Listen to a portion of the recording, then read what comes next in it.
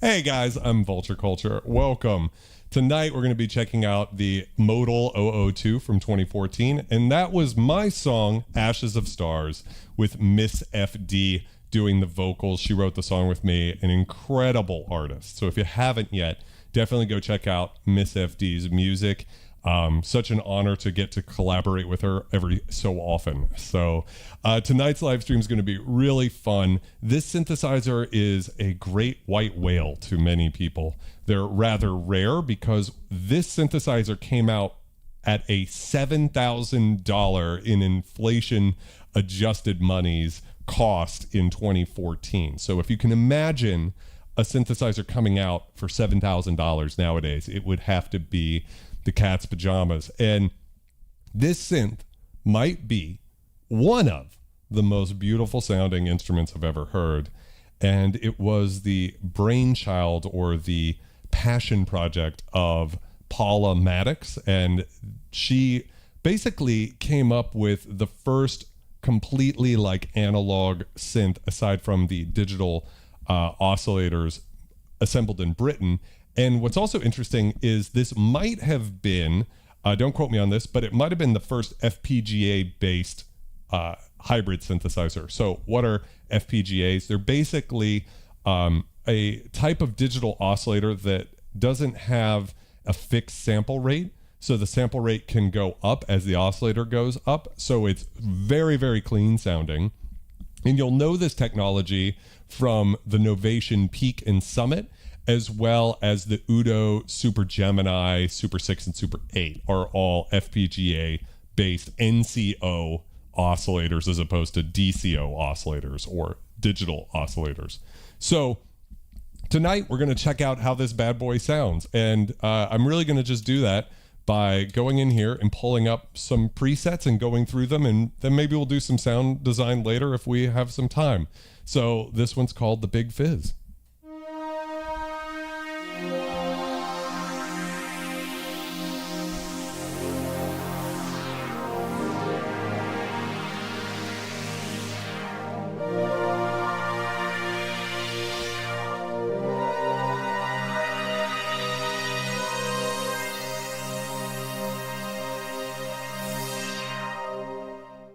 And what we're hearing there is just that gorgeous sounding ladder filter. So this has sort of been called like the successor, to the PPG Wave in terms of what it can sound like. But the filter is got that distinctly Moog flavor.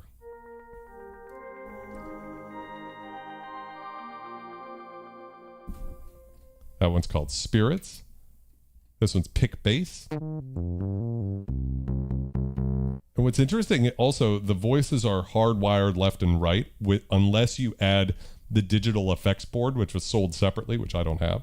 And that allowed you to have control over the panning. But as it is, if you're listening with headphones, you'll hear that this pick is on the left side. So we can fix that simply by putting it into stack mode. And then now it should be all the way there. So let's check out Modulus Anapad.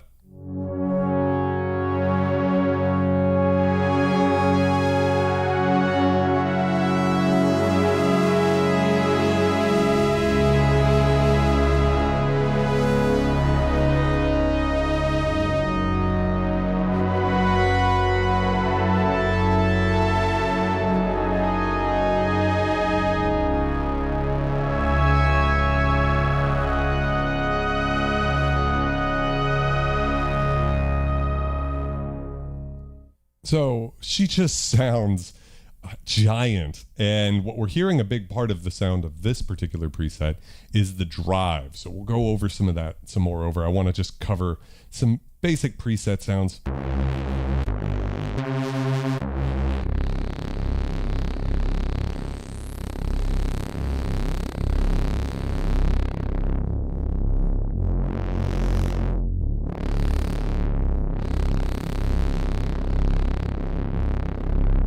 And again, that's a whole lot of drive going on there.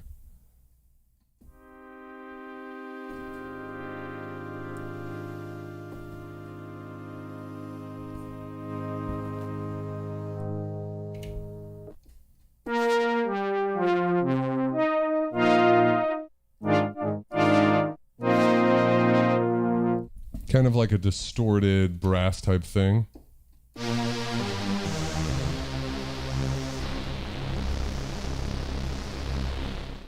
And you could hear that it could go into that sort of virtual analog-y type of territory.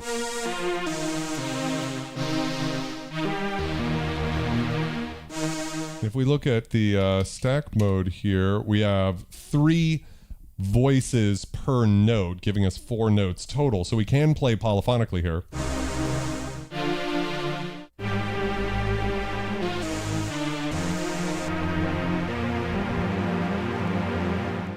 So it is going to be kind of in that Udo Super Gemini sort of territory, right? We can already kind of hear that way that it has that super clean sort of sound from the oscillators.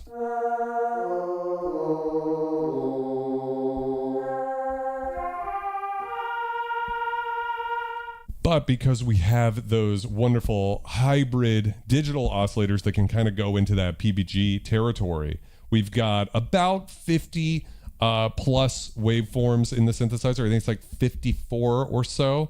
And yeah, so we can do some stuff that you could never do with a traditional analog synthesizer. Aftertouch enabled keyboard.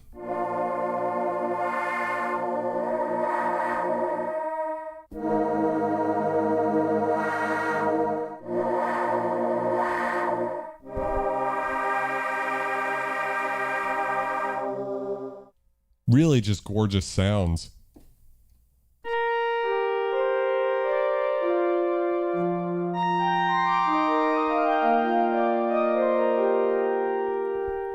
And I like the stereo panning. I like that it moves around in the stereo image. It's got a certain kind of magic to it, I would say, with that sound in the way that you've got that width to it.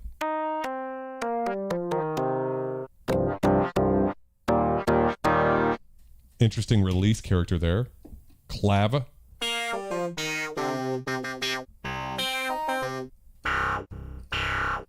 Really cool sorts of...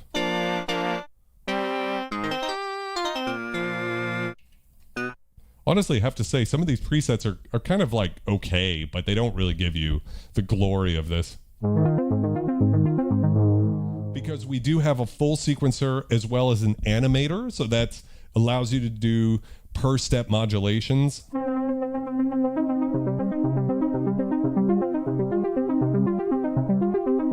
So we have a sequencer, an animator, and an arpeggiator.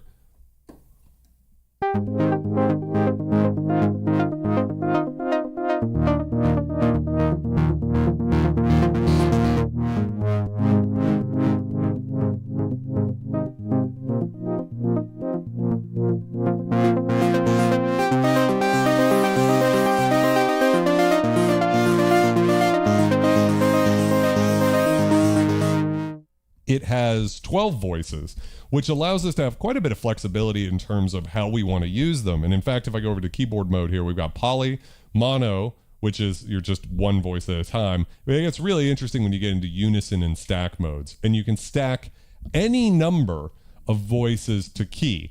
So with stacking, you can stack 12 voices, and it's essentially the same thing as unison, right? And you do have spread control here. But you could stack any number. So if you stack only 2, you've still got 6 voices, which is most of the time all you get with an analog synth anyways.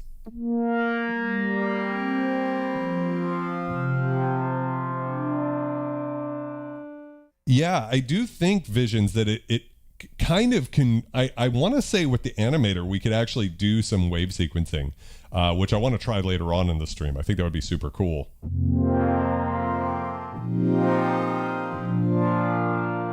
But yeah, I agree, 40. It's not the presets. I don't know what they were going for with these.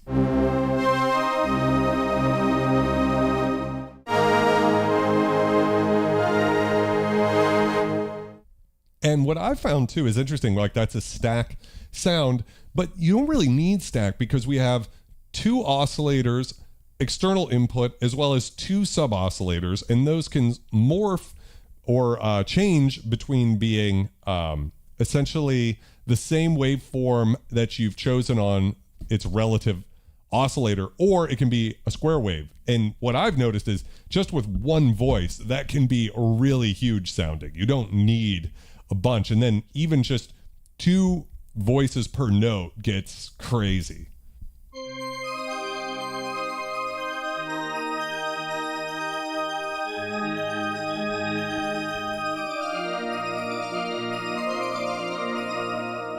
And she's not too heavy, Rob.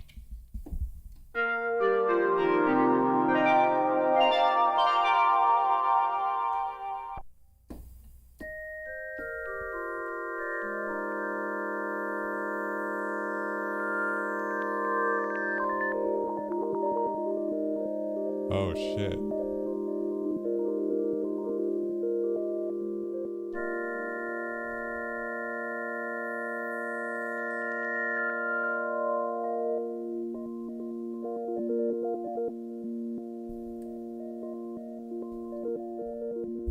How's it going, Lonnie? By the way, I got your email, but I wasn't able to watch that video you sent. I apologize. I don't know what happened.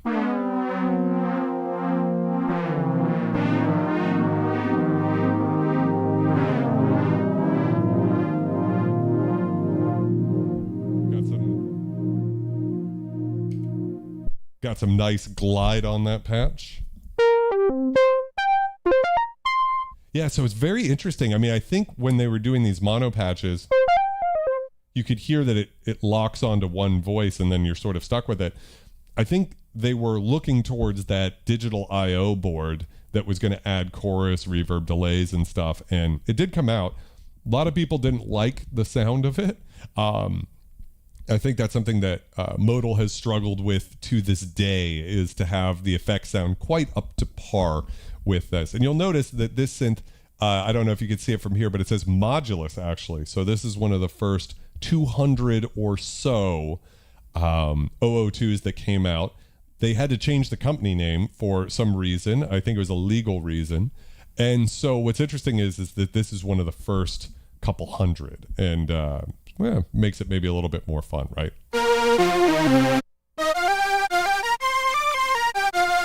And we have, bad organ. Not gonna like this one. It's okay.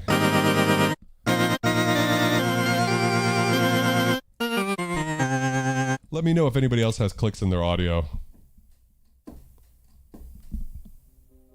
I see.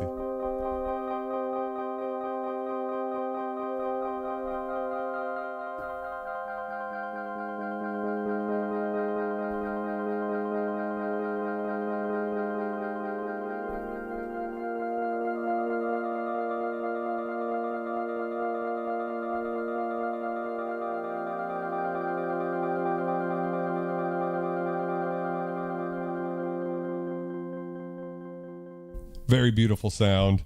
I actually don't know, Tracy, if the effects board was also FPGA based.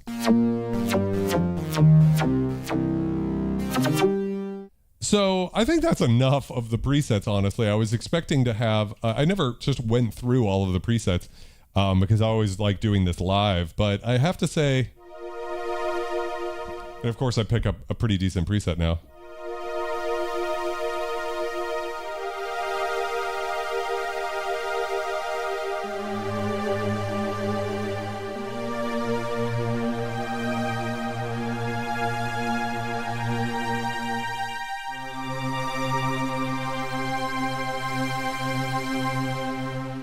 At at least an okay preset. So we have many sounds in here. So if I go to, what do I go, like 2000, let's say, we have an initialized patch. And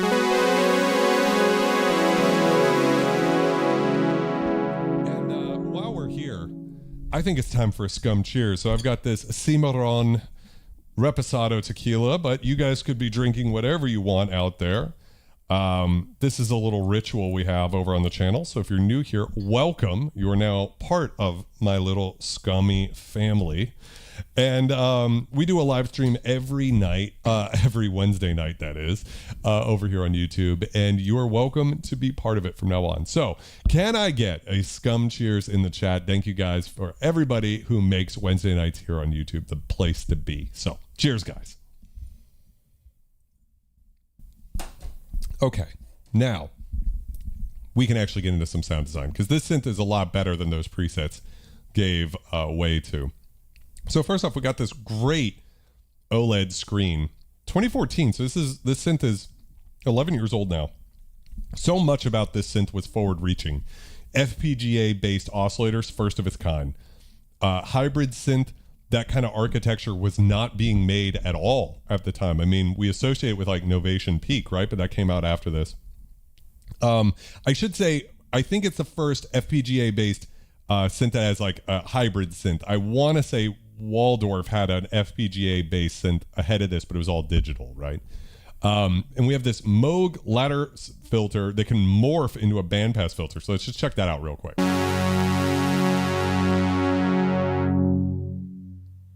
And some of the default settings here are actually kind of weird. Like it defaults to some negative velocity and note offsets. But we can, everything is knob per function pretty much on this synth. And that's kind of nice. And everything sounds so...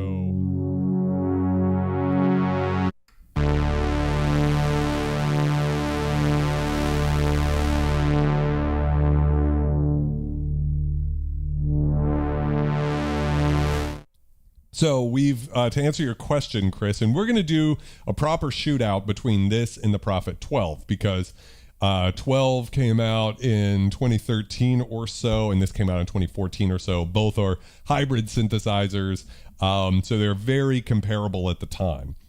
Both have 12 voices. And but just speaking about the build quality, this feels like the ultimate premium synth. One thing I don't love is some of these knobs are like kind of endless. They just keep going. Unlike the volume knob, which stops. I kind of like when knobs aren't endless. So that's one little gripe. And I do like when knobs have a little bit of weight to them when you turn them. So they don't feel like super light. And these do feel light. But aside from that, the quality of this thing is insane. Like the feel of it could not be more premium. I think it has the same FATAR key bed actually in the Prophet 12. They feel about the same. I wouldn't be able to say. But everything about the synth feels like ultra premium. So I do think that $5,200 price tag is reflected in the final product here. Whether or not it's worth $7,000 of inflation adjusted dollars, that's going to be up to you guys, but it certainly sounds good. So let's crank some resonance on here. Let's go 25% or so.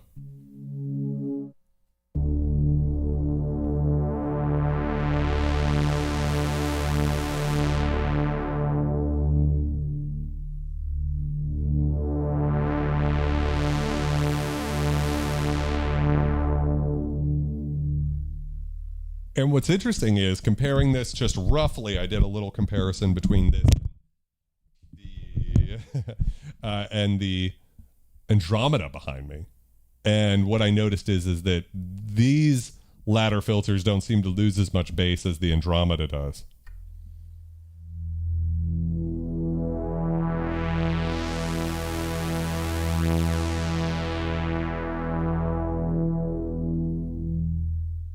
Really gorgeous, smooth.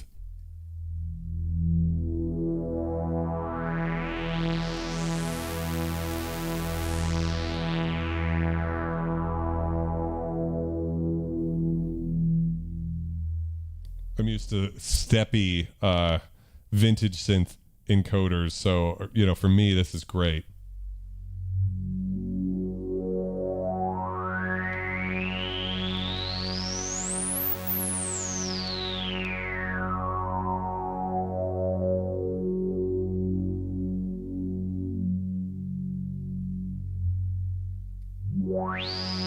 And they can get kind of piercing, so, you know, watch your ball sack as it explodes. If that's what you're into, right? But somewhere around 95 is kind of the sweet spot.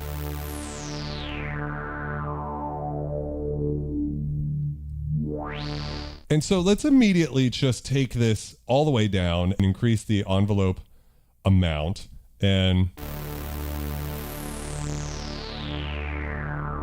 increase the stack mode now to just from 1 to 2 per voice and just see roughly what it sounds like.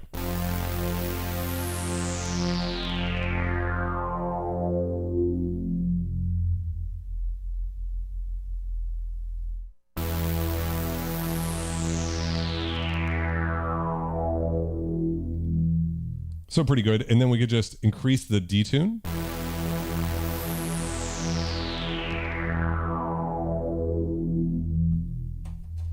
And then we can increase the number of voices too. So if we put it to 6, then we can only play 2 notes at a time, right?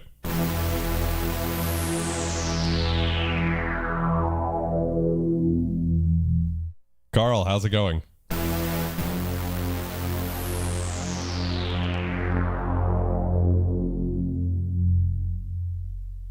Norm Durkin, welcome. Yeah, Prophet 08, really awesome synth, reborn as the Prophet Rev 2, but I think the 08 is mighty in its own right.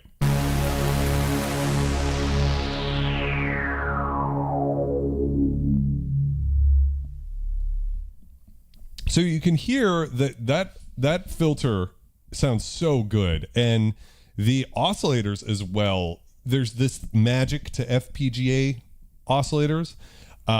They are still digital, but there's this gorgeous way in which they just have this like eternal high end. Like it just keeps going up because of that unlimited sample rate. And it really does sound, for all intents and purposes, as close to an analog synth as you could get. There's still something about the weight of analog oscillators, which isn't always converted, but you know, if we turn the resonance down, we can still...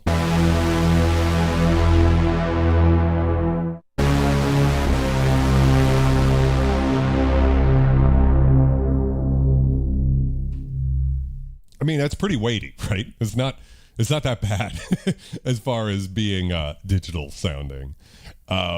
So let's take that even further. So if we increase the drive here, so we have an analog drive circuit. So again, with the Prophet 12, the Alesis Andromeda, and with the Modulus 002 or Modal 002, we have these very kind of similar features where we've got a bunch of voices. We have like a multi-mode filter a la the Andromeda. We have the analog distortion a la the Andromeda and the Prophet 12. So you could see at the time in the market, at least at this very like high-end, almost boutique level of the market, these were the features that you had to put into a synthesizer or else it was going to not do so well. So I'll let you guys hear it first before I give you my opinion on it, because I do have strong feelings.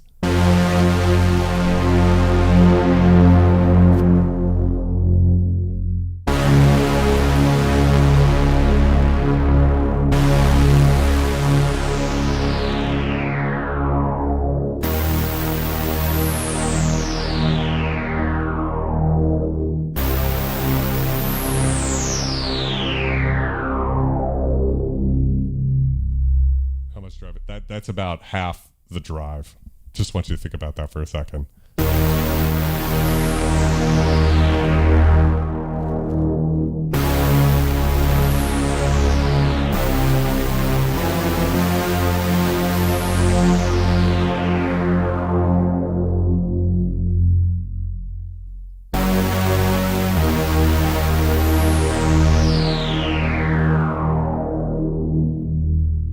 It's really interesting because when you have the drive all the way up, you can also crank the resonance all the way, but it doesn't go out of control because this is a true analog filter overdrive, right? So it's not like an analog effect on the Prophet 12 or Andromeda after the signal chain, right?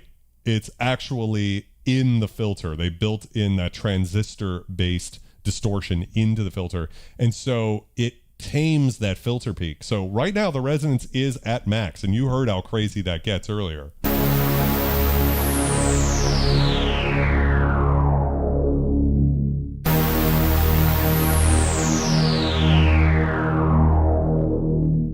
And if I turn that drive all the way down, you can hear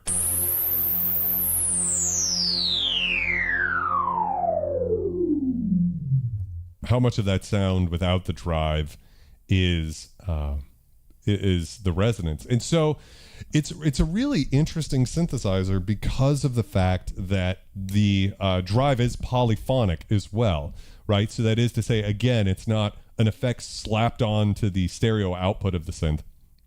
It's actually per voice. And so comparing it with the other two that I keep mentioning, this synth drive is very clean. You know, it's pure harmonics escalating up off of whatever you feed it, whatever the oscillators are. And it's very beautiful sounding. It can be very intense, as you can hear, but it doesn't have that sort of like just muddy thing that can happen with any sort of, just standard stereo distortion effect. I think it sounds really great. So turning the resonance down, but the drive up a bit, kind of splitting the difference. Let's turn this down a little bit, increase the release even further, right? And let's bring the size down so I can actually play some notes.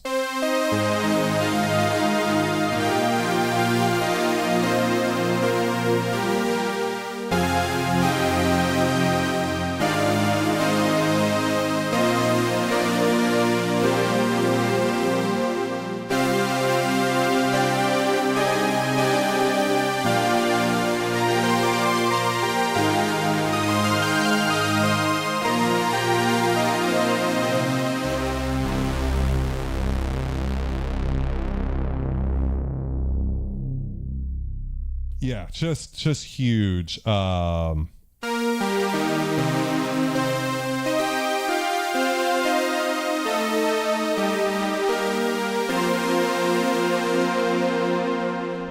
had a K5000S. I've done some videos on it on this stream. I used to have it on this stand, actually. Amazing synthesizer, way too over my head for me to feel like I could hold on to it because it was just so incredible. And I felt like it being in the studio and me not really fully understanding how to use it. I'd rather have someone else go be a synth samurai with it. Their kung fu can be stronger with the additive synthesis. Harmonics Sonics, welcome. How's it going? Solaris is another very cool synthesizer, but very rare. So that drive can do a lot for the sound. So let's jump back over now that we've briefly... Oh, I didn't even really... I'm sorry. I do have to touch one more thing about the filter here. So we can morph it into a bandpass. So at about halfway is a bandpass filter.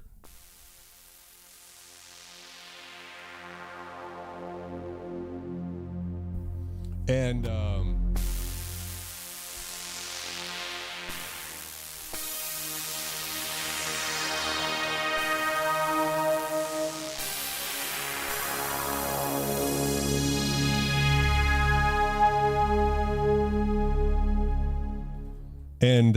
so, hey guys, let's be nice to each other in the chat here. We're all just hanging out with friends, drinking alcohol and talking about synths. It's always a fun time here.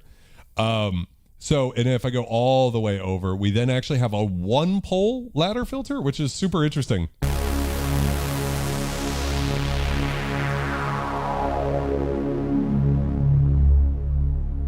So I'll give you that again real quick, and let's tighten the release up a bit.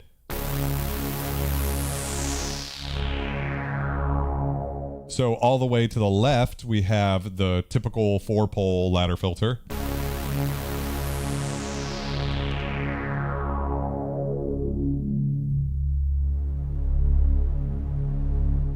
And you can hear how much more high end comes through when we move it all the way over to the 1-pole.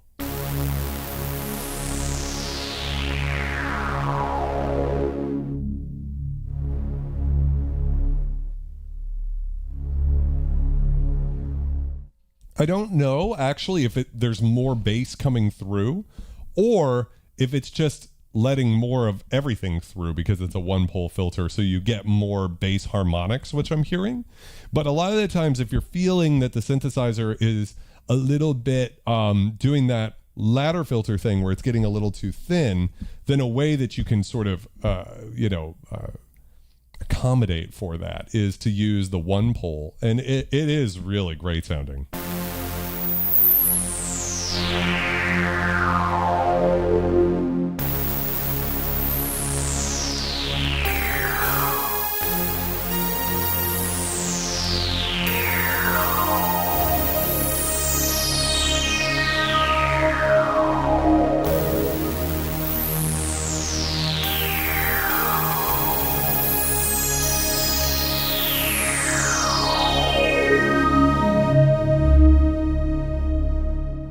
So I think you can hear that this synthesizer can get really bright really fast. And that's the interesting thing about ladder filter based synths is that they lose that low end as you crank the filter. So you've sort of got a PPG wave and sort of a memory Moog in this synthesizer. I think those would be fair approximations of what the inspiration for the synth probably was. And what's great about a ladder filter to me, and I take after Dubstation Zero in the chat here, it's kind of weird to use a ladder filter for something like a bass line because you want that bass in it. And as you crank the resonance, you lose the bass, and it doesn't really, for me, even though people talk about that Moog bass sound all the time, I think the only way I've ever been able to achieve it with a Moog synth is by not using a lot of resonance. On the other hand, polyphonic stuff, a lot of the times you filter out some of the low end, right? And you boost the high end to make it beautiful. And so when you crank the resonance on a ladder filter, polysynth, it sort of does that for you, which is very nice and lends it this sort of balanced, really unique sound. So I probably waffled on about the filter enough. Why don't we check out the oscillators and the mixer section? So let's make sure those are all off. Let's turn the subs off and oscillator 2 off. And so we just have one oscillator now. And it is in stack mode still. So if I put it in poly, you'll hear. And again, if you're just showing up at the stream, the reason it's jumping around is that it's actually hardwired. The voices are hardwired left and right, like 50% or so, which does give it this sort of, Oberheimy sort of thing. But it can be a little frustrating if you don't want it to do it. There's no way to turn that off. The only way to get it to sort of be equal in both your left and right speaker is to put it into some sort of stack mode or use the digital I/O board.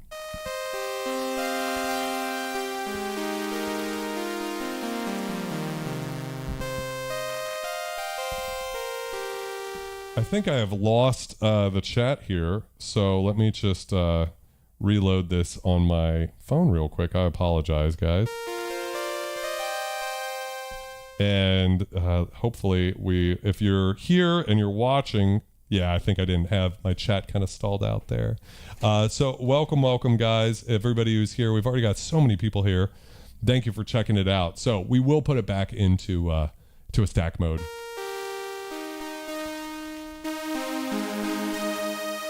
And we can turn the spread right down. And what's important to hear about this is that unlike other digital synthesizers that we've checked out on this channel before, even with the spread and the detune all the way down, you can hear there's still life in the oscillator. So Polymatics definitely recognized that digital oscillators can sound kind of lifeless because they're so in tune. And in fact, if I play a chord, you can really hear.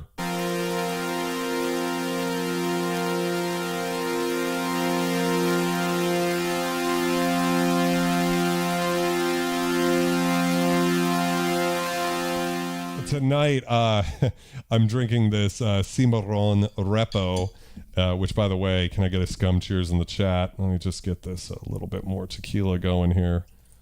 I like this repo. It is very good, but my favorite right now is Tres Agaves. So if you're in the market for an additive free repo, that's my recommendation. Cheers, guys. So she knew the downside of digital, and I think that she very deliberately took this synthesizer in a direction where it's going to sound like it has a lot of life all the time.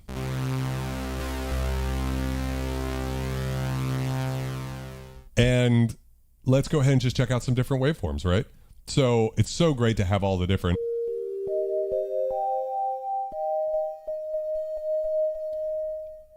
Now, I don't know if you'll be able to hear because of YouTube compression, but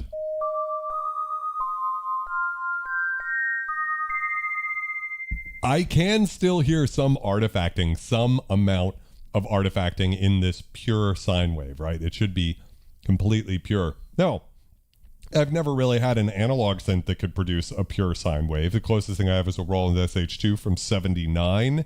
And even with that one, there's a little dirt on it, right? So it's not perfect.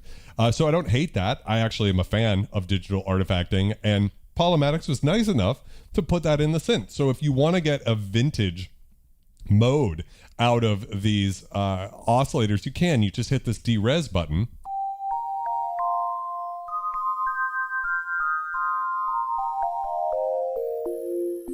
Oh, you can really hear the aliasing here.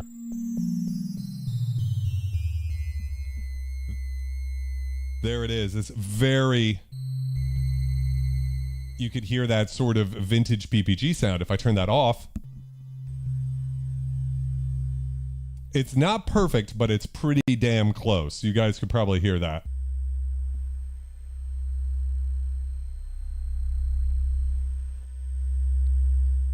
So that again kind of shows the quality of the synthesizer. I mean, it does.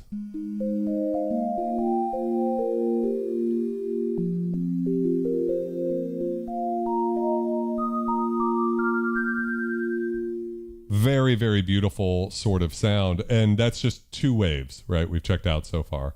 I'm going to try to go through some of these kind of quickly. This is kind of like a modulated, like an FM sine. You know, kind of common DX7-y type stuff here. Organy DX7 type stuff. Again, by just looking at the waveform, you can see that it's like a ratio of 3:1 on that. This looks more complex, but still kind of all sinusoidal FM type stuff. This is our first kind of complex wave. This reminds me a lot of like the saxophone waveforms you might get on something like a DW8000.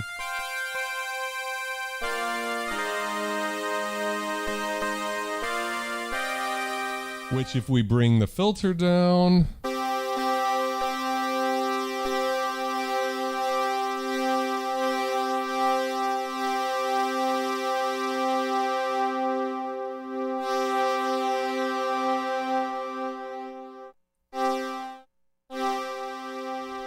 pressing the wrong envelope there. It's beautiful to do this live on the internet.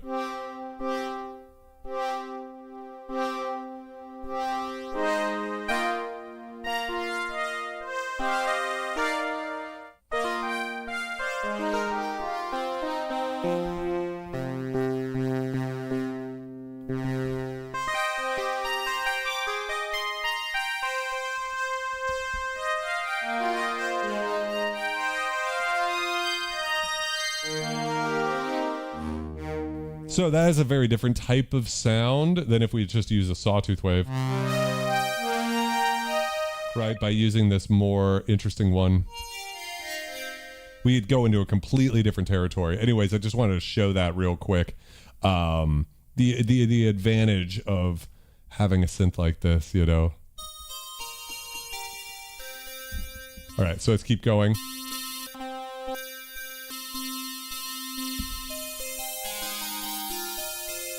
Really complex waveforms now, and we're at what, waveform 10 out of 54 or so.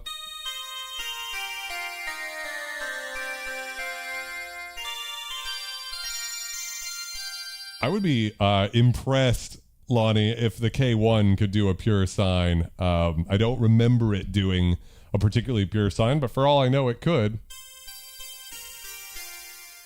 So again, these very thin waveforms. I don't know how well you can see the OLED screen on the stream, but basically the more jagged a waveform gets, the more harmonics it has, and you can hear a lot less low end. And if you ever need more low end, of course, we have a sub oscillator per oscillator.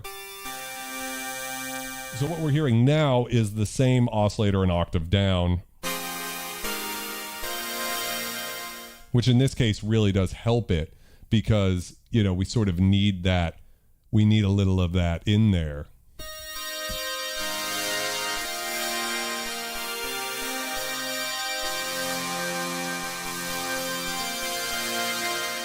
But if we need even more, we could turn the subwave off and now it should be a square wave. Which is if we need to really thicken it up, right? So even turning the volume down like half of what it was before.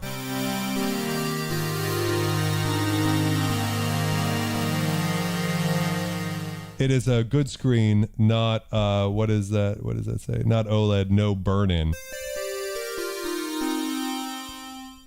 So that's a way to get a thicker sound.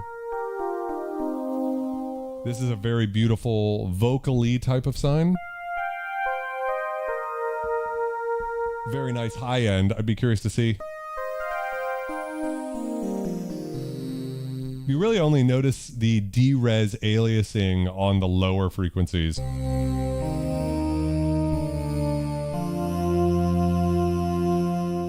As opposed to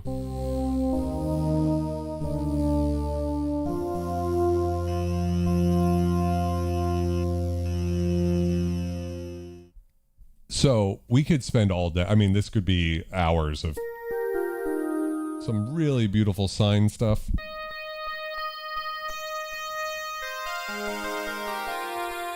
I like some of these waves in this territory that are kind of closer to like halfway between a bell and a sawtooth. I'd also love to know anybody who has a modern modal synthesizer. I need more tequila. This is wild. Cheers, guys. Oh, why did I try to speak while I was drinking? I'd be curious to know if these waveforms are the same ones in modern modal synths as well. What an incredible amount. That is true. Dub points out that filters actually make very good sine waves.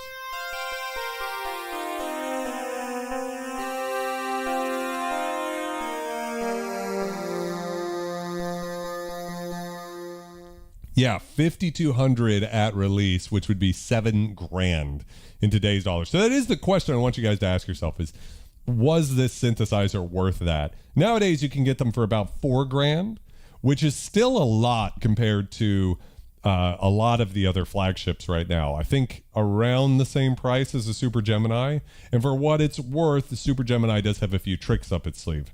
This does respond to MPE, which is another like forward-reaching feature that it has. I can't believe MPE is already that old. But what it doesn't have is a polyphonic aftertouch keybed. And interestingly, its successor, the 008, had more cross-mod and filter FM options that aren't present here. So we can do hard sync, but we don't have filter FM or cross-mod. We've got plenty of complex waveforms, so maybe you just don't need it.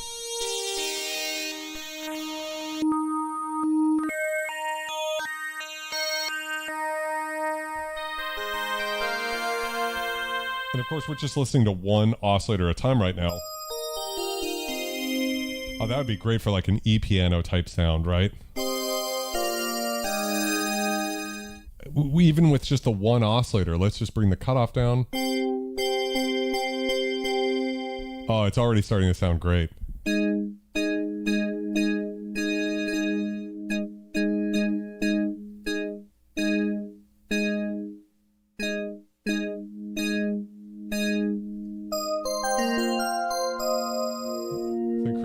velocity to the filter.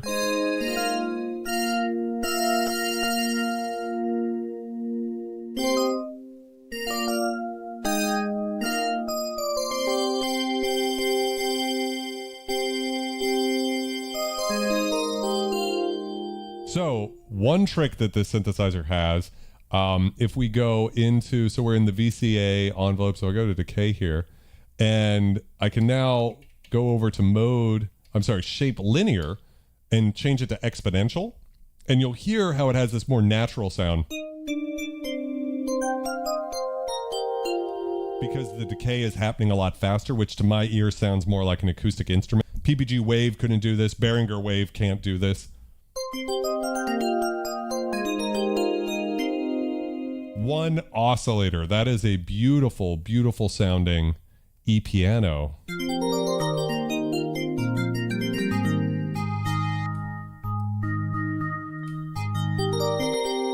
I like it with the D-Res on. I like the downsampled.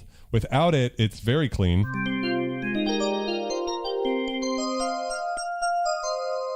Make sure that's all the way up. Takes on a more organy tone, but with the D-Res on, it's awesome. And we don't have any sub-oscillator. So we can use that same waveform as long as subwave is on, right? If we just want more weight to the sound.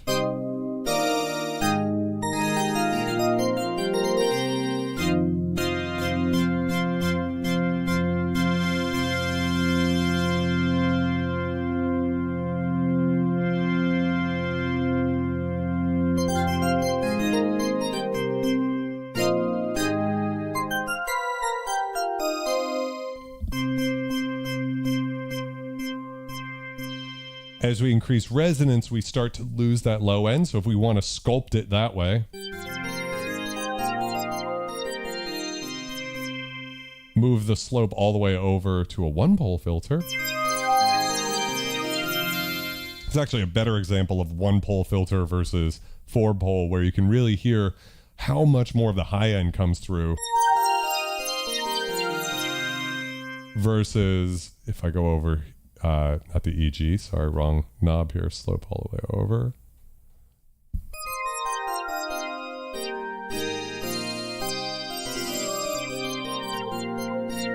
I would love to talk to Paula about why the choice of Moog 4-pole ladder filter, bandpass filter, and then 1-pole filter. Not that it's a bad thing. I think it's good.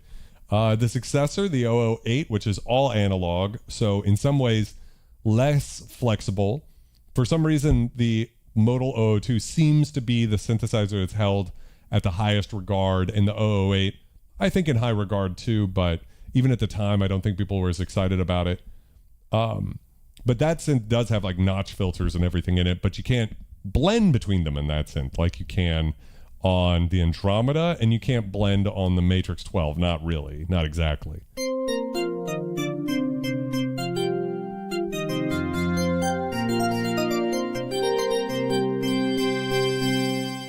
Wow, just incredible. So I just wanted to kind of linger on this one particular sound real quick, just because it sounded so good.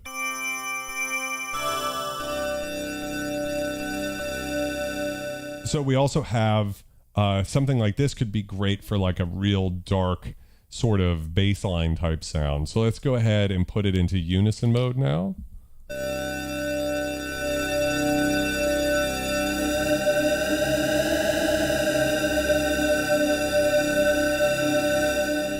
And then turn the sub oscillator up, right?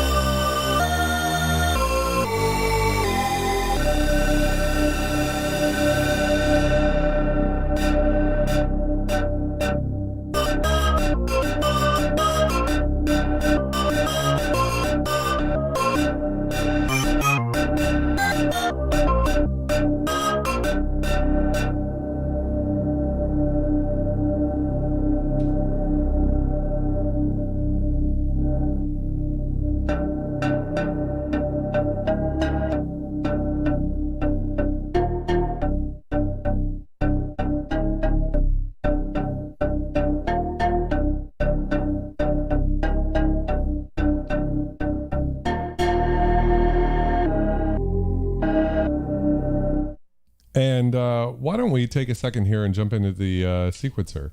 So if I jump in here and go to play, let's see what happens if I go...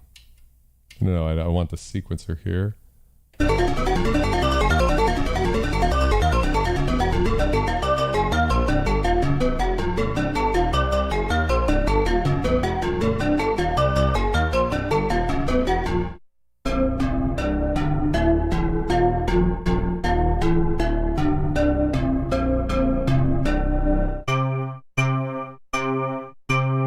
All right, so we have a blank pattern here. So now all I have to do to enter a pattern, I believe, is if I hold down this button here, I can go like that. And now if I press play,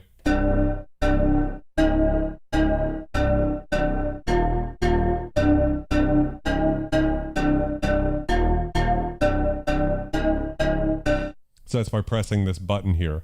And you guys know I'm not like always the biggest fan of everything with sequencers, but it's just very powerful, everything you can do, because we have all of these different lanes here.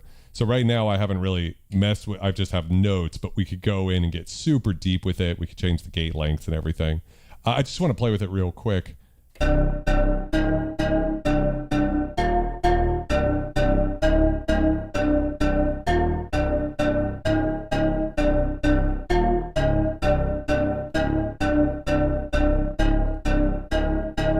So we have different modes, including like forward, back, and random and all of that. We can change the number of step lengths and all of those types of things.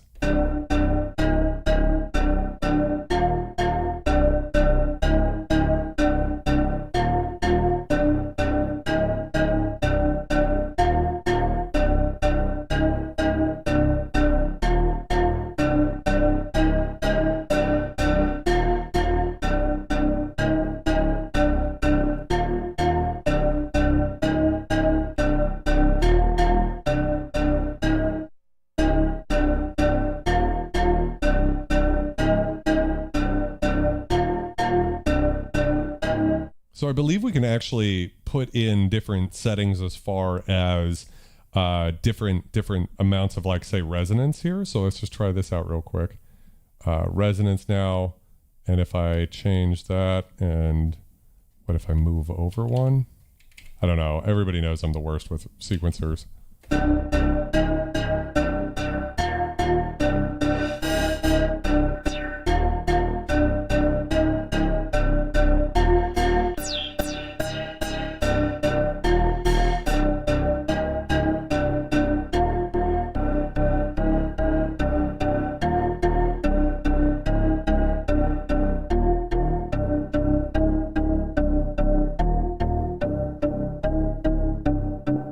Alberto, how's it going? No, there's nothing wrong with being honest about how you think.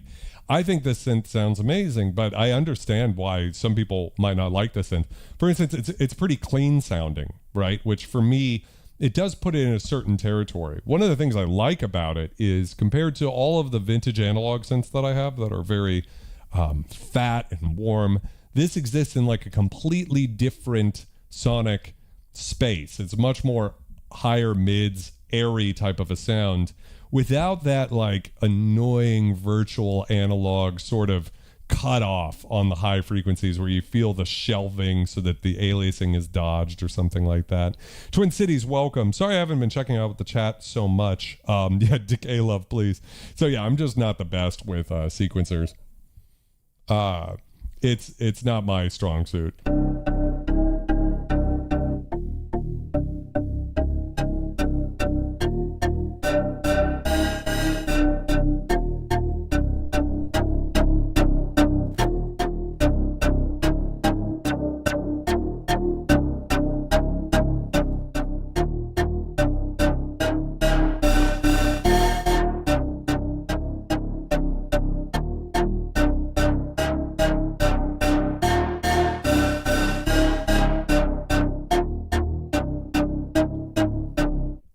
Boom Bap Street says it absolutely sounds like a VST.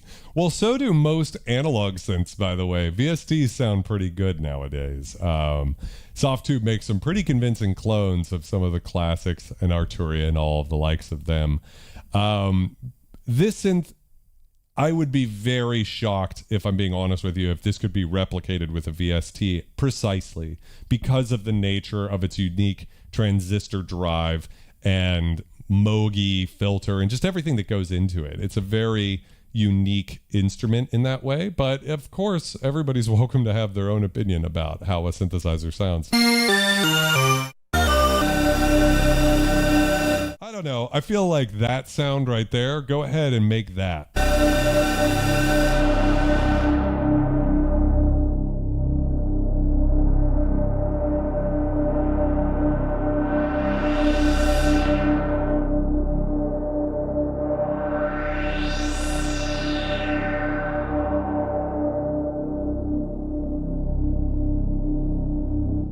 Ray says, I have a Casio HD6000 for sale and it sounds better than that. Well, I have to say, Ray, I've had the Casio HD6000 as well, and I think it sounds okay at best. It does not have anywhere near as great of a filter as this.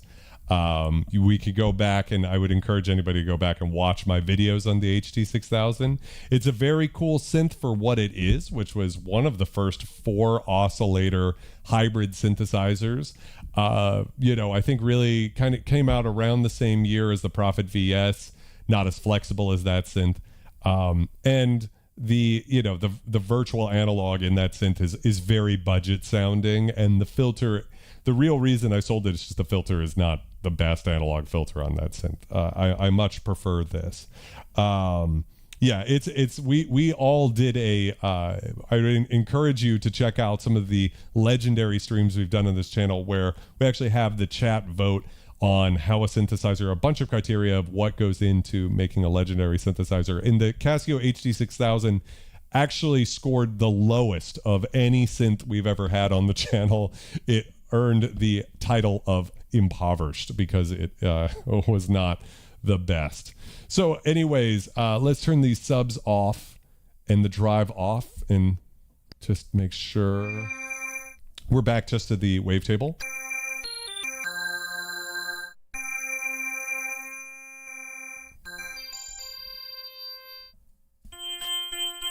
And let's just check out some more.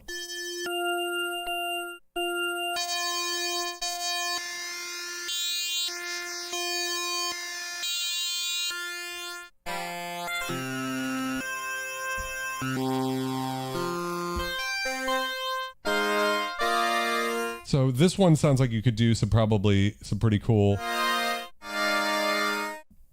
like vocally type stuff with it.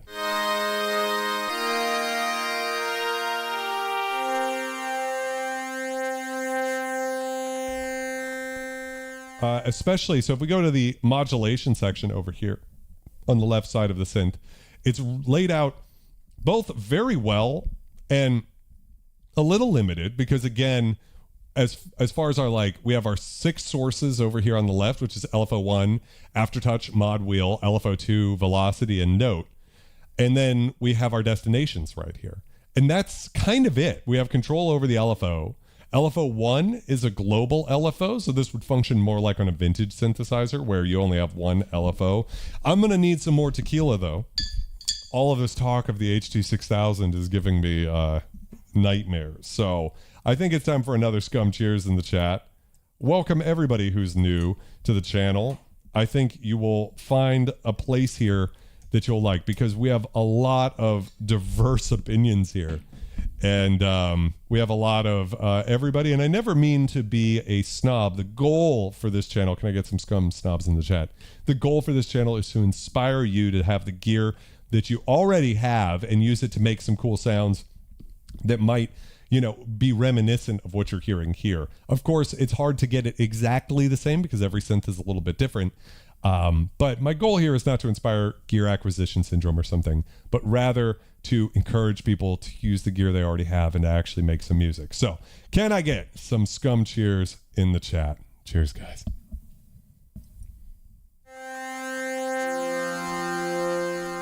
So that sounds painfully static, right? So we could do a couple of things to get it to be a little bit different, right? We could, we could detune. This is wave 53. So why don't we just pick wave 53 from on oscillator 2 and bring it in.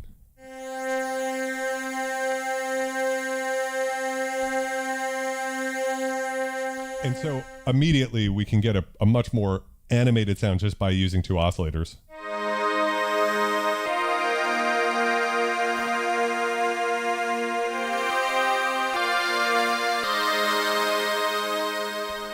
It's sort of giving that sort of that sound, right? That almost Prophet VS-y type thing. Cheers, guys.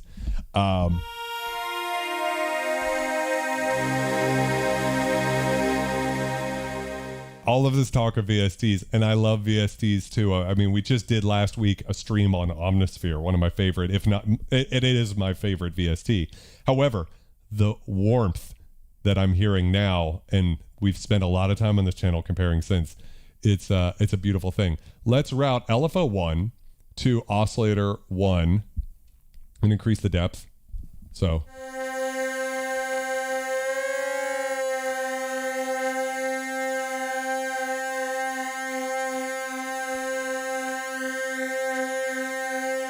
And oscillator 2.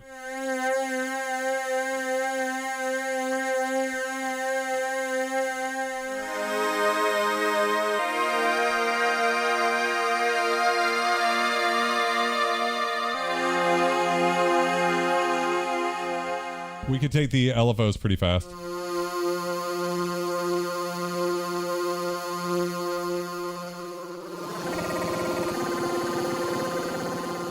That's not quite audio rate, but the 2 LFOs actually are different. So if I go back to rate here, we can turn MIDI clock sync on if you wanted, and we do have different wave shapes, right? But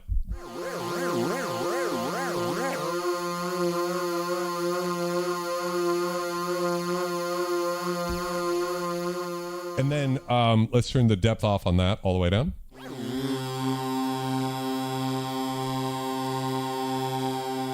Let's use LFO 2. All right, so LFO 2, we'll route that to oscillators 1 and 2. We'll crank that up.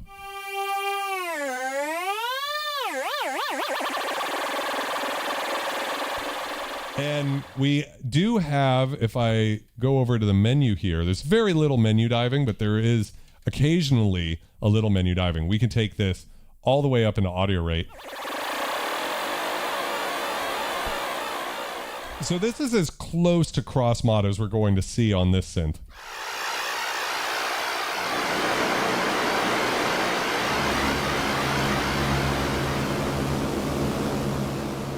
And I only wish we could route that to the filter. And what's interesting is you can route it to drop it, but not the filter, which is fascinating. So...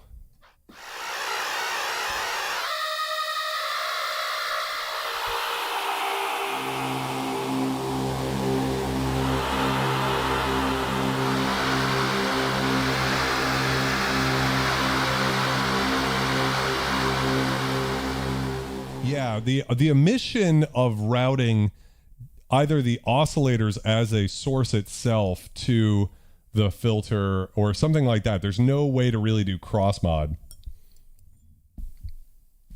But we do get these interesting textures.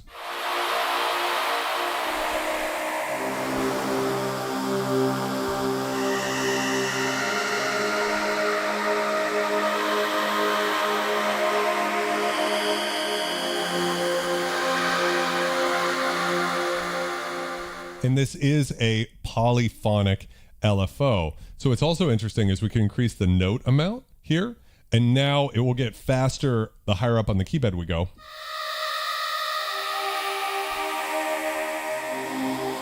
So let's slow it down a little bit. So our lowest note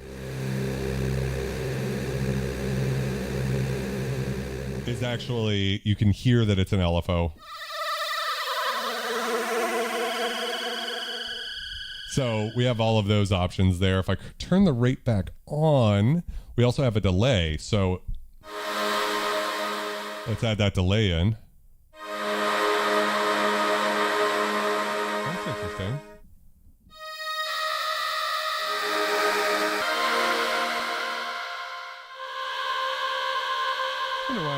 Wonder why I'm not hearing the delay there. Oh, there it is.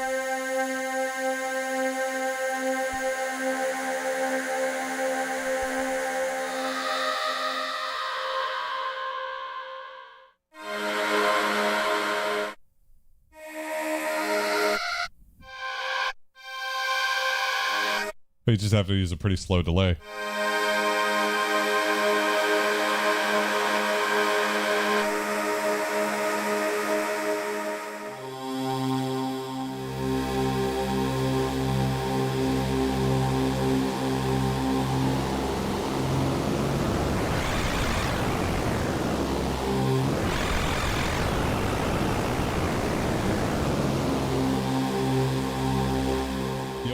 We got the synth cat in the stream. How's it going? Gingy? Welcome. Billy Bart, I believe it's the same keybed, the Fatar keybed in the Prophet 12 as this. They're great. I love them. I especially like the fact that the aftertouch, which we could show too. It's very simple to set up anything. So if I go to aftertouch here, and we route this to cutoff, let's say, right, and we crank the depth all the way.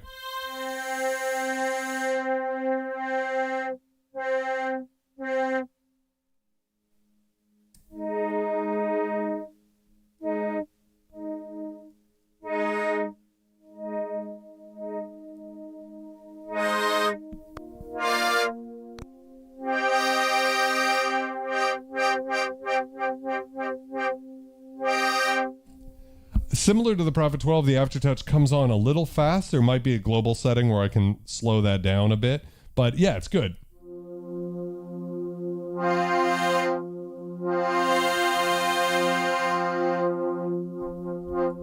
And I love that you, unlike on a synthesizer, I always show this off. So like on most synths, aftertouch, you press and you're pressing, you know, it's kind of hard or whatever. Here we have the additional bit that it goes down past the keys. Hopefully you could see that there.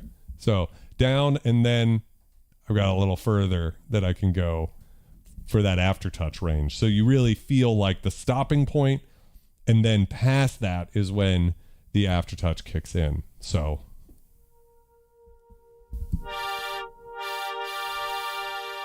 and so it's very simple to set everything up here.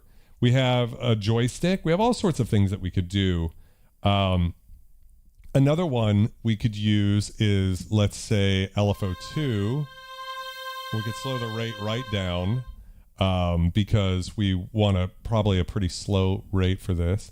And we'll go to wave 1 and wave 2 here. And we'll set the depth to negative because we have like waves 53. So we want to go back through the wave tables. And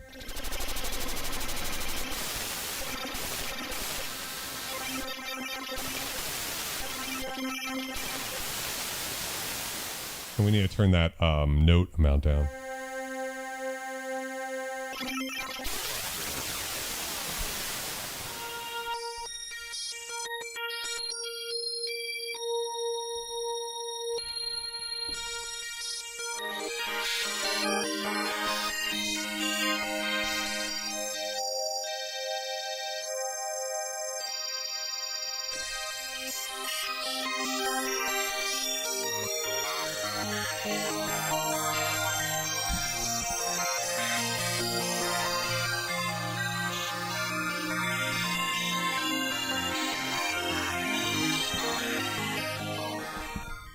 I'm sorry, Dub. Is it louder? I think I didn't follow you on that one.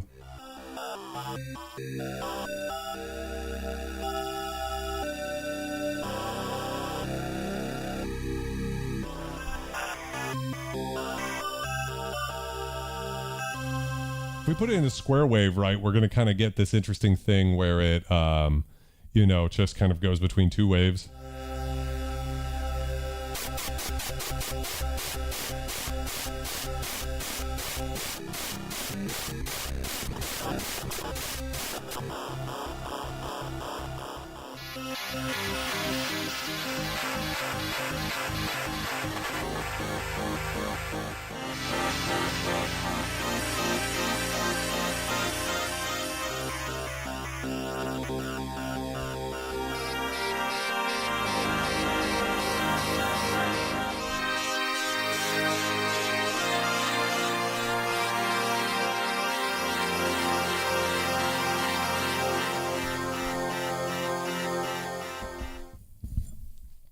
Dorian asks, how does the keybed compare to the M1 SY77? Well, I have an SY99 here, which might have a superior keybed to the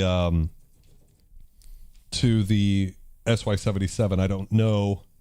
SY99's keybed is amazing, but I still prefer, I mean, I hate to say it, if there's one area where you can say cleanly modern synths have the advantage, it's with modern keybed.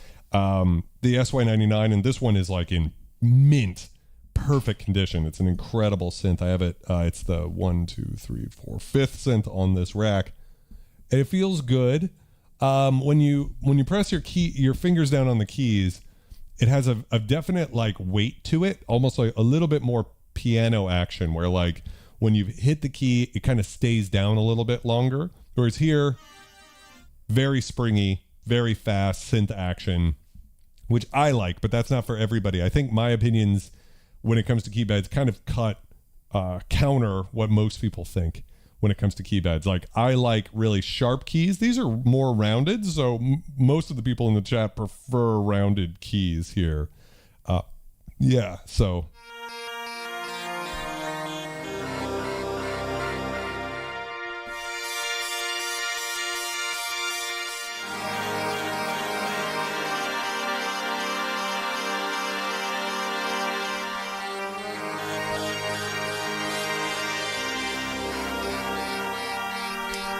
Whoa, lost my phone there. I was trying to make sure I reset the chat here.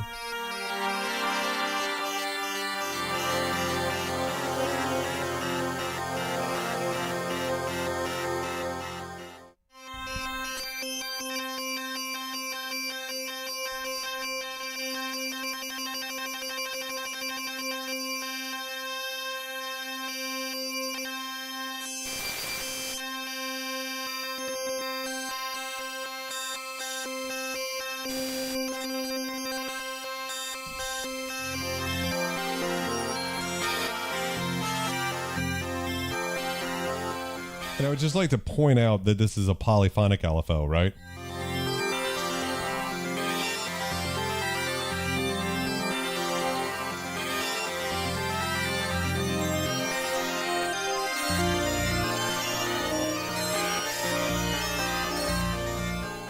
Meaning each one of those keys is doing its own little wave sequence there, right?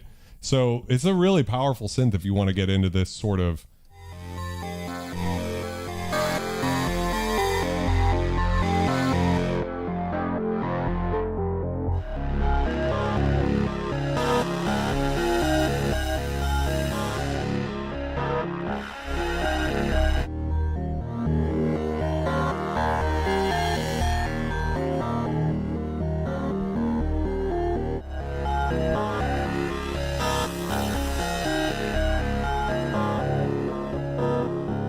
Hey, Ray, I appreciate you being able to be an adult and say, hey, we don't agree on some things, but we're all here to have fun and check out some synthesizers. So good on you, mate, for having the maturity to be able to disagree with someone on the internet and still have a good time. So I want to give a quick cheers to Ray real quick. Welcome. I don't think I've seen you here before. If I have, I'm sorry. But let's give a shout out to everybody who can be an adult on the internet, which I have to say, I feel like the luckiest person in the world, because the community that's sprouted up around this channel is insane. Like, you guys are easily the best. There's been a lot of talk in the synthesizer community about how toxic it is, right? And how it, and don't get me wrong, I do think some people have had some stuff like getting doxxed and stuff like that. Horrible shit happen, right? But over here in my little neck of the woods, it is like 99.9% the coolest fucking people who know so much about synths, or they're beginners or intermediate level that are here to learn. Like, it's the best. Like, the community here is so much better than the content. Let me just put it that way. So for all y'all, the people who make this channel what it is, I just want to say, can I get a scum cheers? Cheers, guys. Mm-hmm.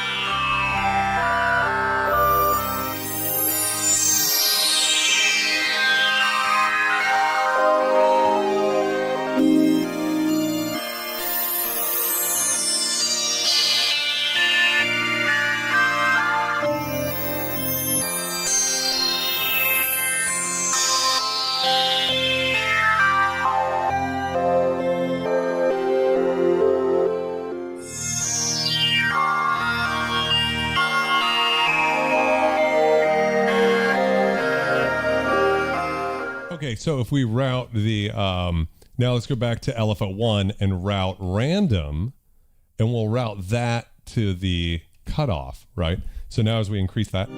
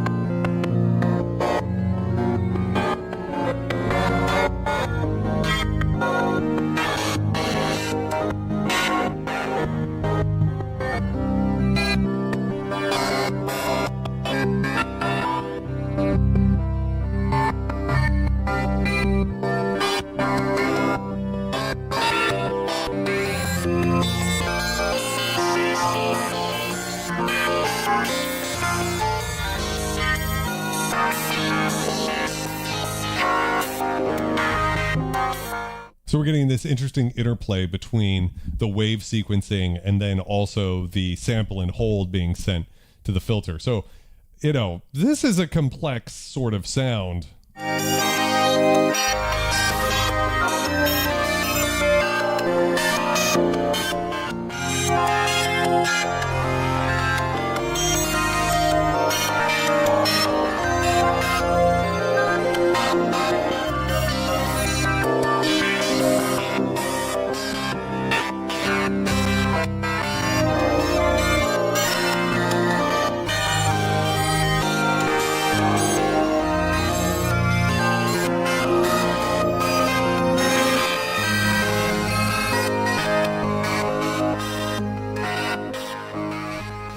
It's pretty crazy, right? I mean, this is no effects, no reverb, nothing. If you put it through some delays, especially like a quarter, eighth note delay or something like that, you could take it into some real territory, right?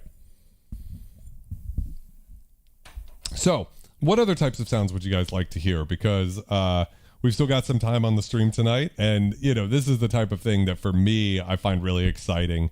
You know, a very big, crazy sort of hybrid synth only type sound. And I would like to point out too, you know, we could go into the animator instead of the LFO and actually program out exactly each wave we want. In fact, that is a an option in here. So if I go to oscillator wave here, we could actually program that out. So why don't I just show that real quick if I can figure it out. So we're going to just turn the routing off. Actually, it's easier just to turn it off there and then back to the animator here. If I go to the animator screen here, there we go. And I go to oscillator wave.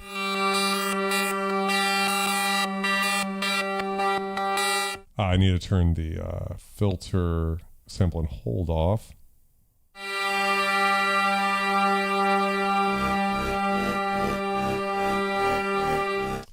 Oh, that's our sequencer.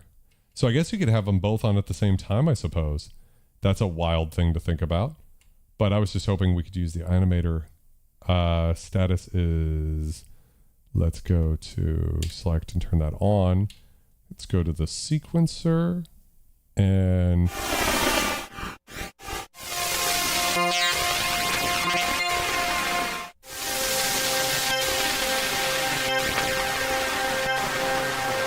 yeah, it's doing some crazy shit in there because of whatever sequence is already programmed in there. So why don't we just go to a new initialized preset.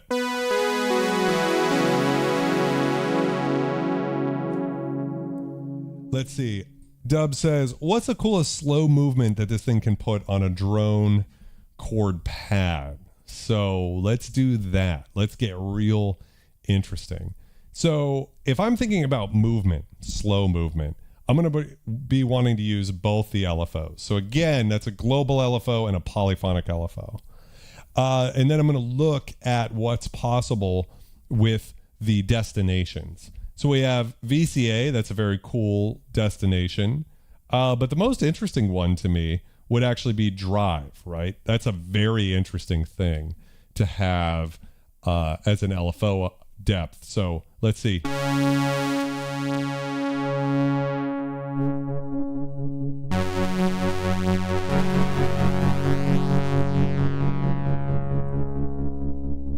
So you could hear there that we're actually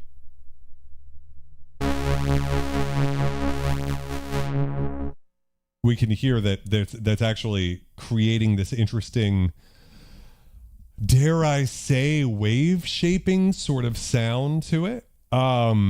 So there's that immediately. So why don't we turn that off for a second? Although we can take it really slow, right?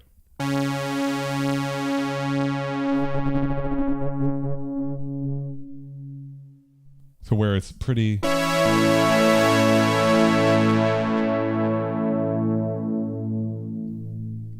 not like hugely noticeable, right? So we'll start with that, but for now we'll just turn it off. It's great that you can just unassign any sort of modulation. It's very, also, I have to say, smartly laid out, because this is actually the same mod matrix as the CS70M behind me, which you guys can't see on camera here. It's just off there. Where you have a depth knob that controls, but you can route to multiple sources. Unlike on that synth, this is better tapered so that you get not too much vibrato if you're also routing it to the VCA or something. So we're gonna snooze alarm that, right? We're gonna come back to this later. Let's go and hit pulse width here. So now I'm turning pulse width mode on both of these. So we haven't even talked about that there is pulse width modulation on the synthesizer. And so that's a square wave. And so I'm going to set both of these to 50%.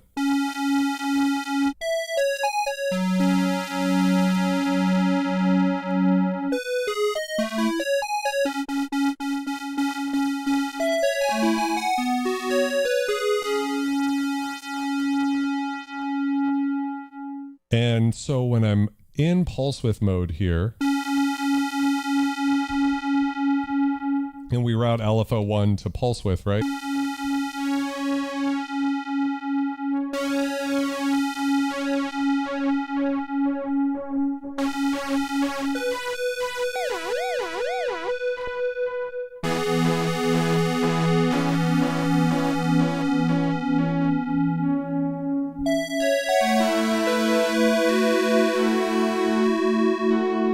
We can start to get pulse width modulation out of the synthesizer.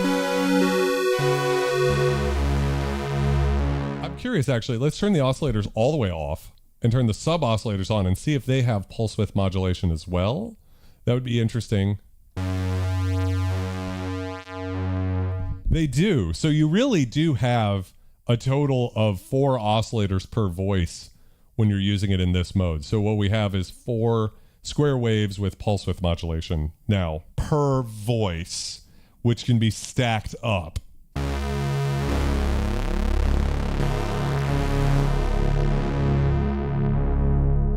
So if we go into stack mode and bring that down to 2, you know, it gets pretty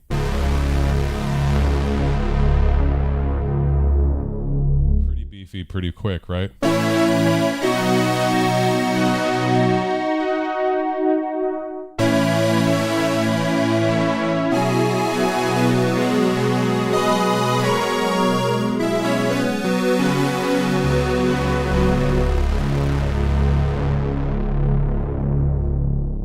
So we've sort of got the basis of what I want to do with this sound. So we're going to turn release medium just for the sake of this demo. If I was doing this for a sound, I'd probably have to release all the fuck the way up. But because I'm going to try to talk out what I'm doing here, I might not fully do that. So I'm going to turn the attack all the way up just to see what it's like real quick on a big, what are we going to do? Let's go with like a 9th chord.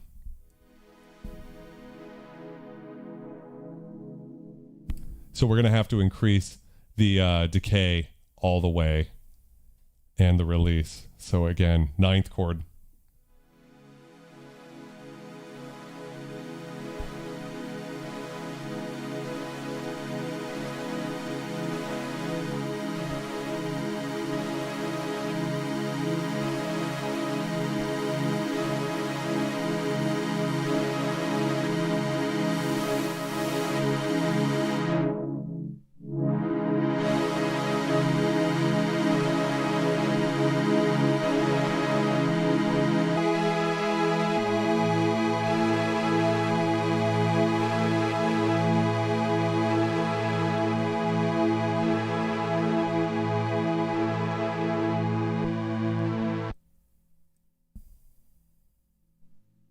We have it in trigger mode now. It's going to take a while to get there.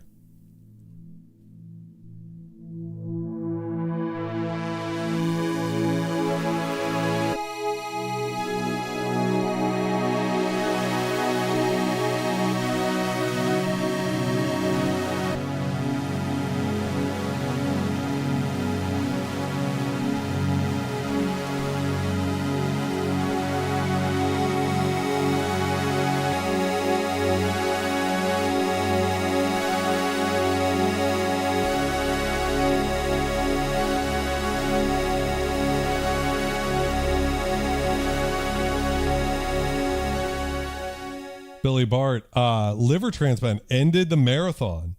The thing is, especially working down here in South Florida. So for those of you guys who don't know, Delray Beach, South Florida is the rehab capital of the world.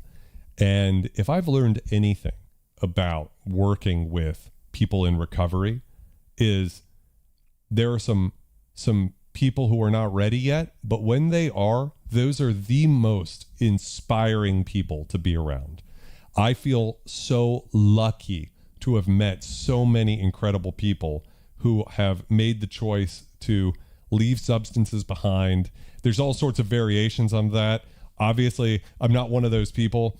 I have an addictive personality. It tends to come out in synthesizers and less in substances.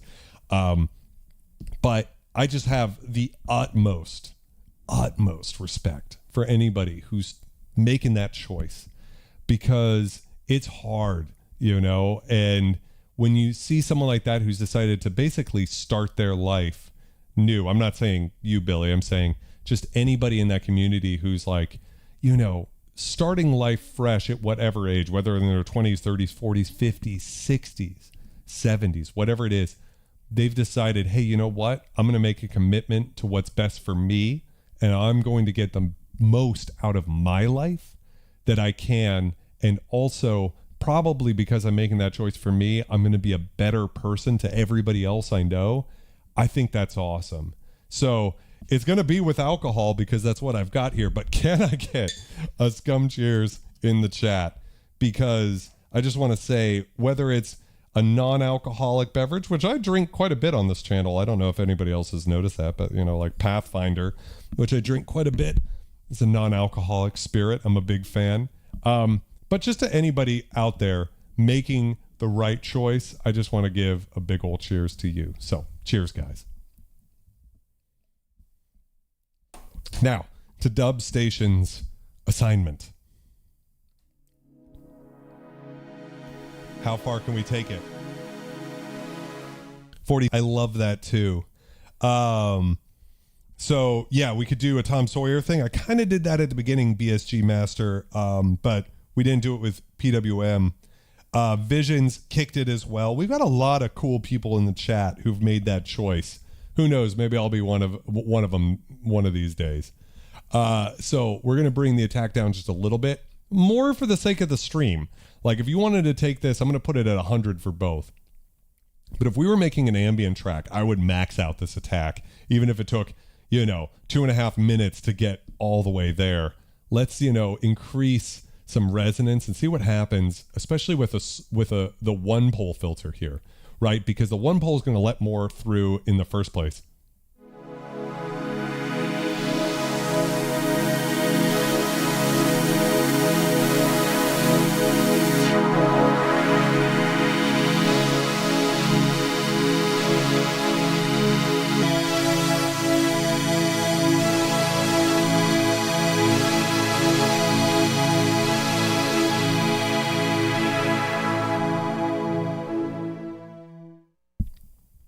pretty good.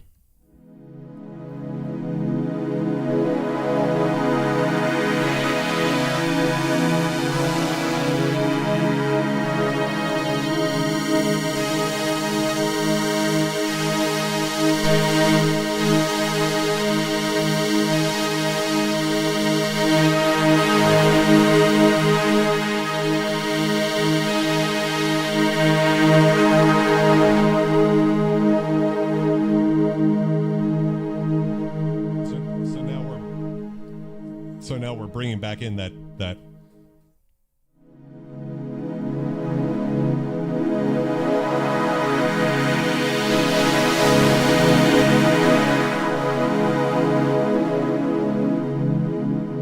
got to be careful with the depth to the drive. The drive is just so powerful, but now bringing that in, we get these interesting harmonics that weren't there before, right?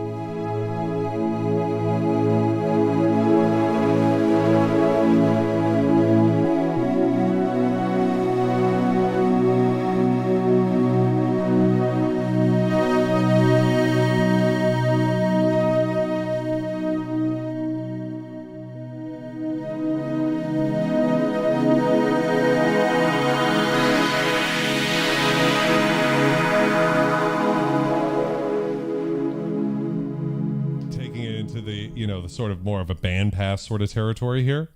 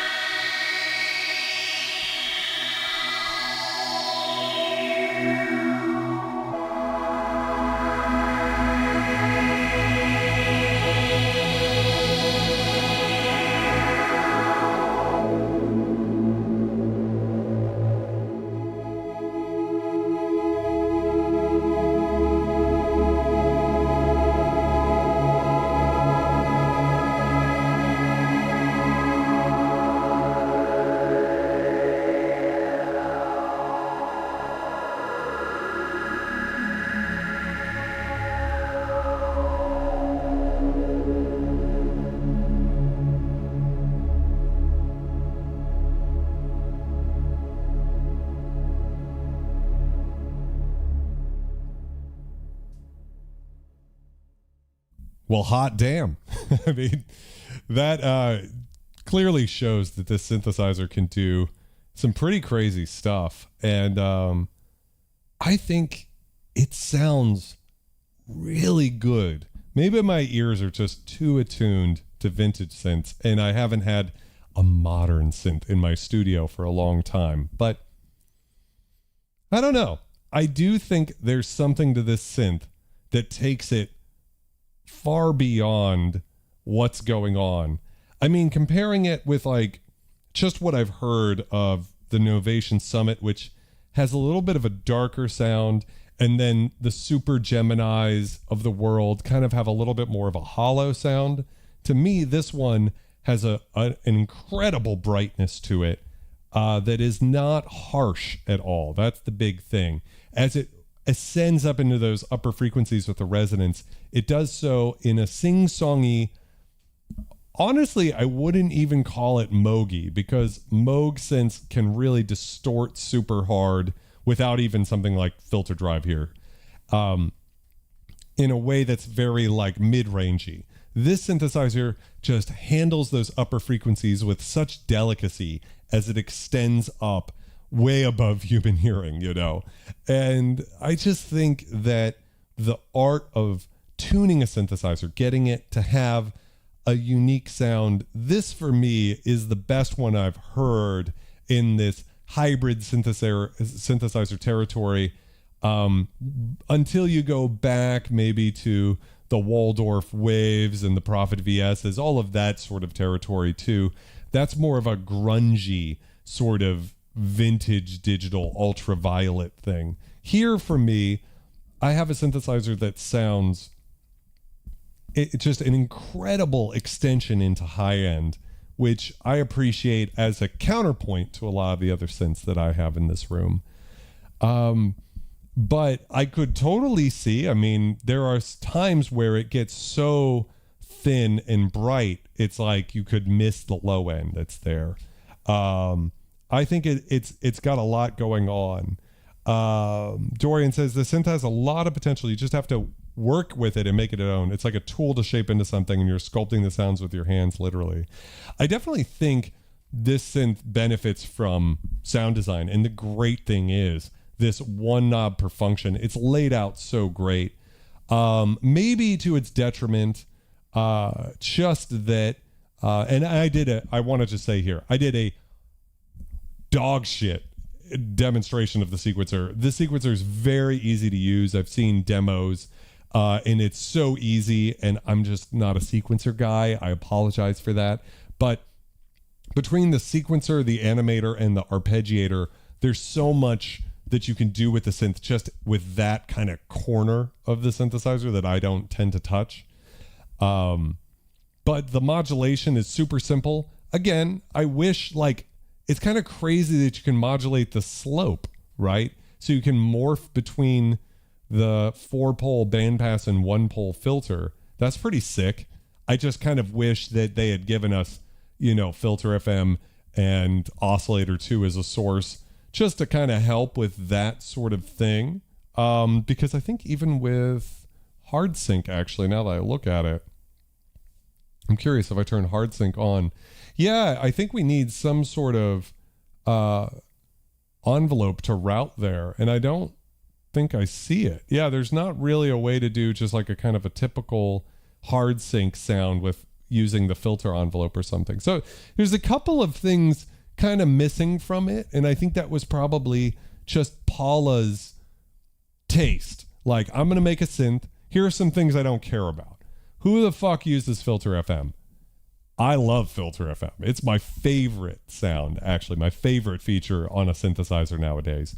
But for Paula, maybe it wasn't. Maybe she was like, you know what, I fucking like beautiful sounds. Filter FM is ugly, is nasty, you know, which is why I like it as a kind of more industrial leaning musician. But for her, it was all about creating this beautiful synth that sounds incredible.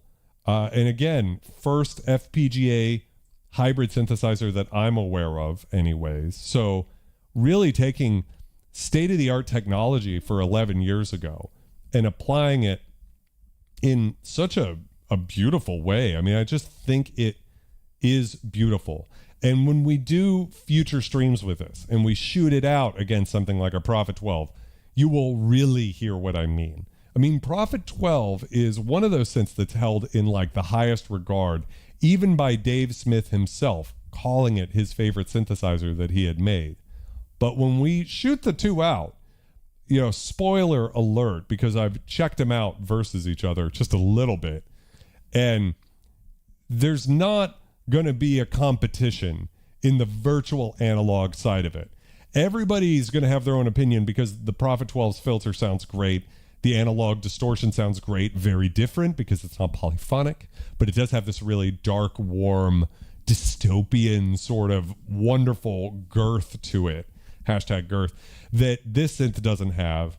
But as far as just being able to, again, take a sound and extend it up, whatever you hit it with, those frequencies just cleanly extend into the stratosphere. That's the thing about this synthesizer, and you definitely get this with like the Udo synths as well. I honestly don't know if you get it with the modern modal stuff that's all digital, right? I haven't tried those synths out. This synth, the mixture of digital, and then it goes to analog, and then it does not go back to digital, unlike the Prophet 12. It goes all the way through, and it's so analog in its output stage that you can't even pan the voices, right? It's just, they're hard written in. With that in mind, I do think that is both its strength and weakness, you know? But as far as interesting synthesizers, it's curious to me because its heritage does kind of continue with Udo more than it does with Modal, right? Because this feels like an Udo synth, but the sound is a little different.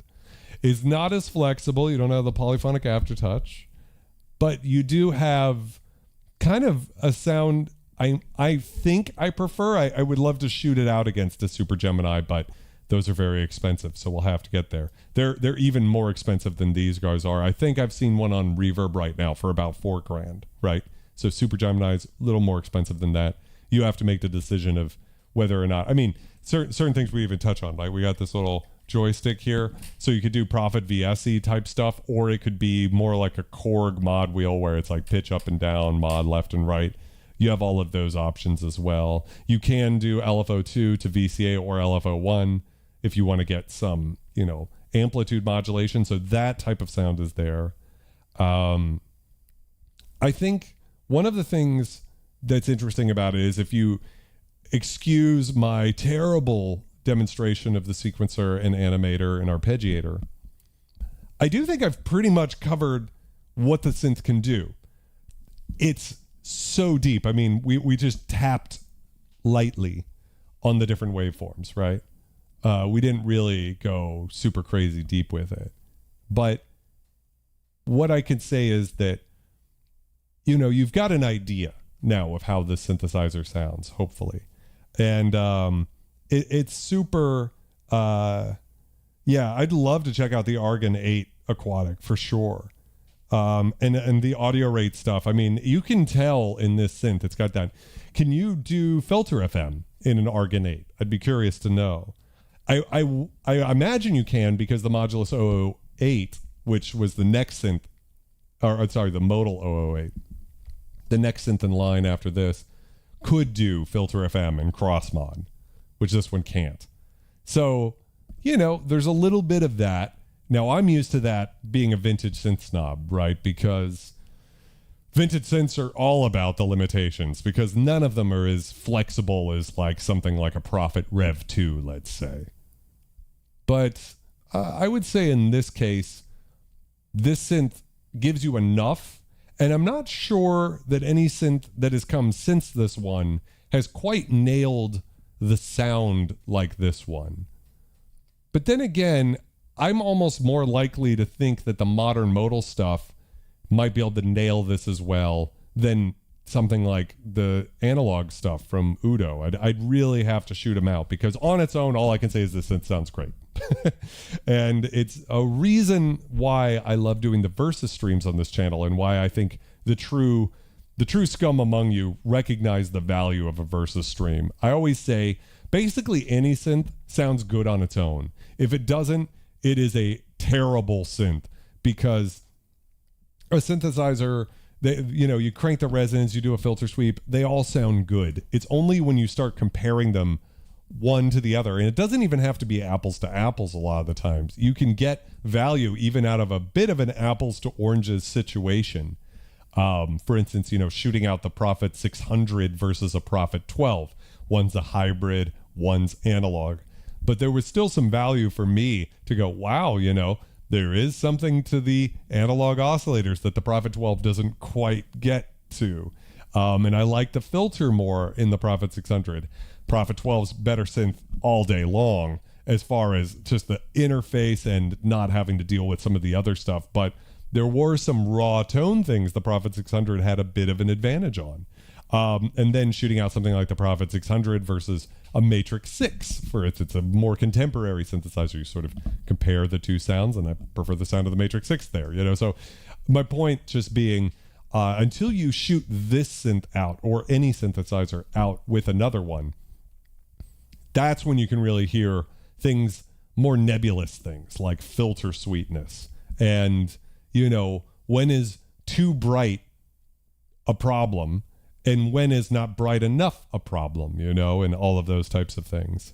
So, AK says, I would love to have access to this synth's waveforms to load them onto my Udo. That would be awesome. And yeah, that's another thing. Like, you're not loading anything on. I think at the time, Modal was, this has Ethernet connectivity to a computer, so that, I think they wanted to continue this project and turn it into even more of a modern synth, but I think the financial pressures of running a company sort of cut them off, and they're still dealing with that today. So I'm just catching up with the chat here, right here. You can assign the audio rate LFO to filters, oscillator mod with position mix, pitch, resonant cutoff, or morph. See, I don't have you can assign the audio rate LFO to, you can assign it to the oscillator pitch, the waveforms, the slope, the drive, the resonance, the VCA. So even routing it to the VCA, you could get some interesting sort of FME tones, but it's not the same thing, as having true cross mod or true filter FM. And then Ray shouts out modular, which is, of course, a much more unlimited sort of space. And I have the utmost respect for modular artists. I mean, when I went to KnobCon and I saw Dubstation Zero, POB, a lot of other incredible guys, what was it, Kitty Spit, Madman was there, just like some really awesome modular artists that changed my mind about modular for sure, because those guys are making real music with modular. I'd seen some modular sets that were more like kind of noise, and that's cool too, but there's only so much I can listen to, even as like an industrial fan. There's a point where you're like, okay, where are we going with this? But modular is a whole other world, and I'm almost there, ready to take the plunge. I feel like I've gotten very close to sort of rounding out the collection to where I think I've got the vintage stuff covered, but there's a couple of white whales I have left. So let's see. I think that's it. The reactor style knobs add to the appeal. They do. I mean, this synth feels so premium. The wood paneling, I don't know how well you can see it on stream, but there's like a channel cut in with the logo printed on it. You definitely have a sense, and I've actually opened the synthesizer up, and it is the most gorgeous thing. The PCBs are like a light white blue color. Like, it's all perfectly laid out. There's no mess at all. It's crazy. I should post a photo. I'll post a photo in the members only section of the channel for you guys to see what it's like. It's a piece of art. Now, is it worth $4,000 nowadays? That's up for you guys to decide. I think if I wasn't a vintage synth snob, can I get some scum snobs in the chat? It probably wouldn't be for me. I think it's awesome, but I also do think it's exorbitant. You know, it's a lot for what it does, but then again, I can't think of a synth that really like beats it in terms of what it can do until you're talking about a Super Gemini, which is more expensive. Maybe you can get something like that a little cheaper. And those synths, I don't believe they have this beautiful OLED screen and, you know, a bunch of like kind of niceties to it that you don't have to necessarily like. Everything's very gentle with the synthesizer, and very cleverly laid out. I don't know about like motion sequencing and all of that with the Super Gemini, how easy that is. My friend Devin has one. He seems to think it's like a lot of people, like the greatest synth ever, but then also a couple of headaches with it, you know, sort of a thing. Yeah, it is for sure. So anyways, I'm going to do one more scum cheers here. I'm going to jump over to the computer here and give you guys one more cheers to close out the night. This is not the last time that you guys will be seeing this synthesizer. I think we have a lot more of this synth to go on this channel, and it's been a lot of fun tonight. Let me go to the beginning here. There we are. Aha, there's some music. So one more time, guys, thank you so much for hanging out with me tonight. I had a great time. I can't wait to check out the K2000. It's here. Shout outs to Rob. I think the TO5 is an incredible modern synthesizer through 0FM and everything. So, I know DeKarmic is struggling between the TO5 and OBX8. So, cheers, guys. Thank you for hanging out with me tonight. And, I'll see you guys next week. Continue to be excellent.